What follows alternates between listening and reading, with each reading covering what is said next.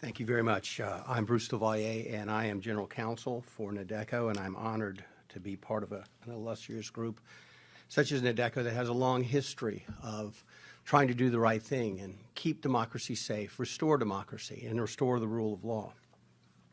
And the primary question I think that should be asked, most of the people here in the audience know this, is why should we care about Nigeria?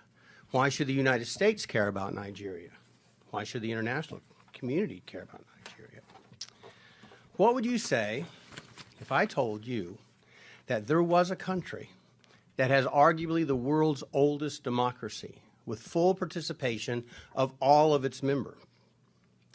What would you say if I told you that there is a country where a group of people has the oldest written constitution featuring guarantees for individual freedom and due process in the world? What would you say if I told you there was a country that featured full participation of women in its political system, both to vote and to govern, and they started doing this when Europe was in the Dark Ages, in the 800s? What would you say if I told you there was a country that is consistently in the top 10 of oil-producing nations since the 1980s?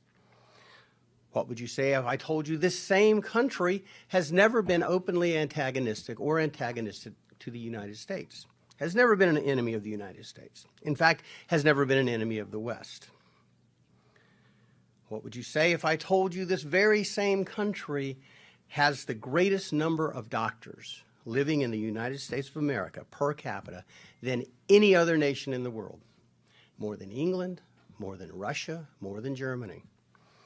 What would you say if I told you that 29% of the immigrants from this country over the age of 25 hold a graduate degree, when you compare that to 11% of the population of the United States over the age of 25 holding a graduate degree? This country has almost 3 times more people holding graduate degrees here in the United States, contributing to our economy and our well-being and our security. What would you say if I told you the same country has 45% of the involvement of its people, the immigrants that live here, the diaspora, in education services, and most are professors at top universities?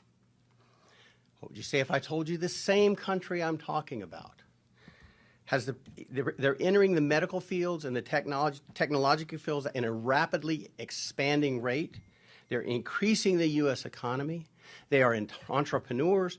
They are making America better, building tech companies in the United States to help the people back home. Would anybody be able to guess that country was in Africa? Would anybody be able to guess that country is Nigeria? Because it is. That's Nigeria. So when you say, why Nigeria?